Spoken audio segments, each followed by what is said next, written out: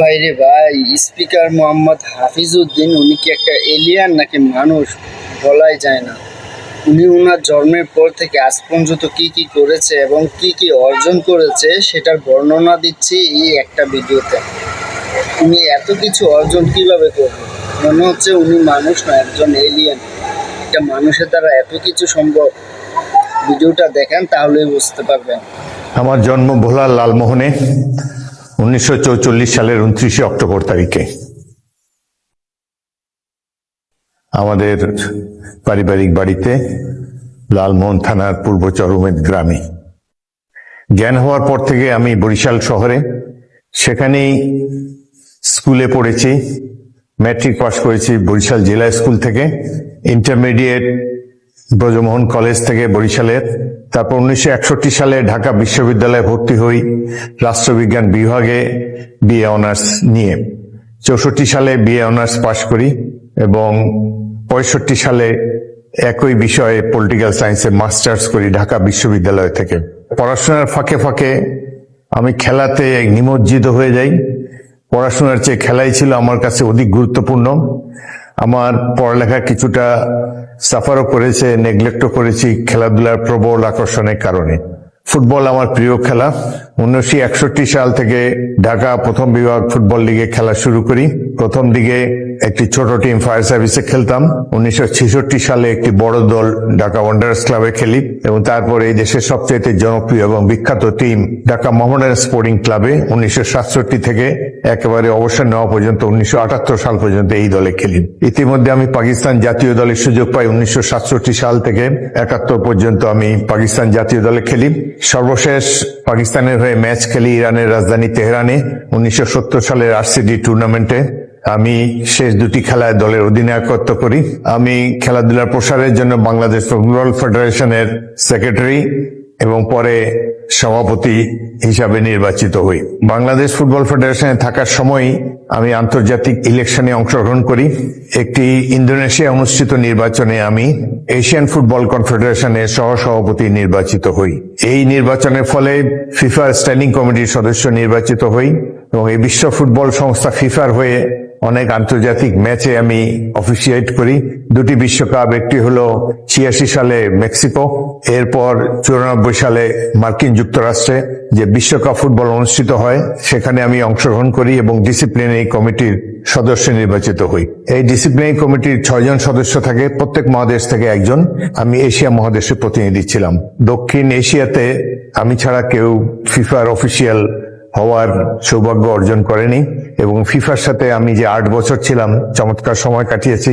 বিশ্ব ফুটবল সম্পর্কে অনেক বিশ্বের তারকাদের সাথেও যোগাযোগ হয়েছে। পেলে, বেকেনবাওয়ার, ববি চার্লটন, ইয়াসিন, পৃথিবীর এক সময়কার নামকরা খেলোয়াড়দের সাথে আলাপচারিতা করার সুযোগ আমার হয়েছে।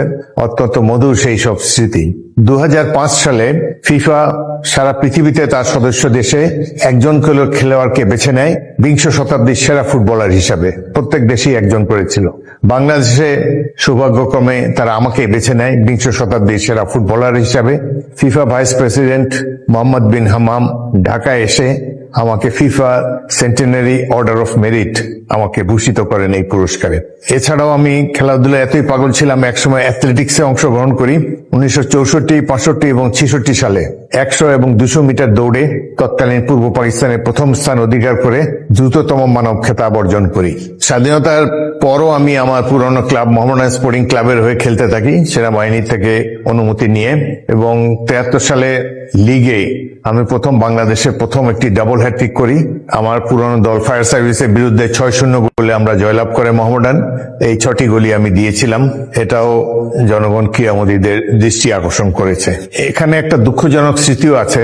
অবিভক্ত পাকিস্তান 1970 সালে তেহরানে যে টুর্নামেন্টে অংশগ্রহণ করতে গিয়েছিল আরসিডি টুর্নামেন্টে, সেখানে আমরা 3 জন বাঙালি ছিলাম, আমি, জাকারিয়া পিন্টু এবং নুরুন নবী। আমি দলের অধিনায়কত্ব করেছি। আমিও মুক্তিযুদ্ধে অংশগ্রহণ করেছি, যুদ্ধে আহত হয়েছি। যশোর ক্যান্টনমেন্টে আমি একমাত্র বিদ্রোহী অফিসার ইস্ট বেঙ্গল রেজিমেন্টের সৈনিকদেরকে নিয়ে বিদ্রোহ করেছিলাম। 8 ঘন্টা ব্যাপী যুদ্ধে অংশগ্রহণ করেছিলাম। মুক্তিযোদ্ধা হিসাবে আমার মোটামুটি পরিচিতি আছে। দেশ স্বাধীন হলো, আগে যেখানে আমরা 3 জন জাতীয় দলে খেলতাম, এবার 18 জনই নূতন সদ্য গঠিত বাংলাদেশ জাতীয় দলে তারা স্থান পেল। একটি ম্যাচে ডবল হ্যাট্রিক করার পর জাতীয় দল গঠন হলো, আমাকে সেখানে ডাকেনি। তখন আমি মডার্ন স্পোর্টিং এ নিয়মিতভাবে খেলি।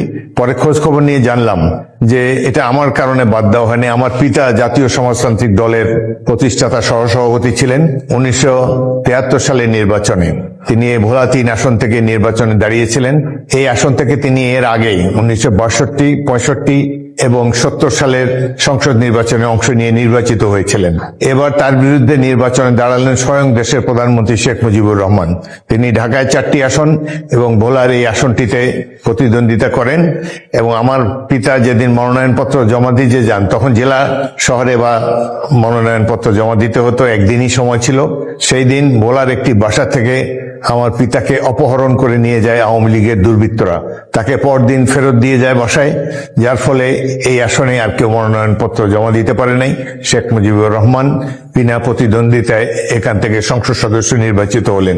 এই যে শেখ মুজিবের বিরুদ্ধে নির্বাচনে দাঁড়িয়েছেন, এটাই আমার বিরুদ্ধে অপরাধ হিসাবে চিহ্নিত হলো। অথচ এই সময় যখন এই ঘটনা ঘটে, নির্বাচনে অপহরণ, সে সময় আমি ইংল্যান্ডে সামরিক ট্রেনিং এ ছিলাম, দেশেই ছিলাম না। তারপরও এটা কি অপরাধ হিসেবে গণ্য করে আমাকে আর কোনোদিন বাংলাদেশ জাতীয় ফুটবল দলে ডাকা হয়নি। আমি এরপরও আরো 5 বছর ফুটবল খেলি, লিগ চ্যাম্পিয়ন মোহামেডান দলের অধিনায়ক ছিলাম, অনেক গোলও করেছি। কিন্তু যেহেতু এই টিম সিলেক্ট করতেন শেখ মুজিবের পুত্র শেখ কামাল, সেই জন্য আমাকে আর জাতীয় দলে ডাকা হয়নি। দুঃখ লাগে যে দেশেরটা যে স্বাধীনতার জন্য রক্ত দিলাম, যুদ্ধে আহত হয়েছি, মুক্তিযুদ্ধে অংশগ্রহণ করেছি, সেই স্বাধীন দেশের ফুটবল টিমে আমাকে কখনো ডাকা হয়নি। যদিও আমি পাকিস্তান দলেরই অধিনায়ক ছিলাম এবং অবশ্যই ফিফা আমাকে স্বীকৃতি দিয়েছে 20 শতাব্দীর সেরা বাংলাদেশি ফুটবলার হিসাবে।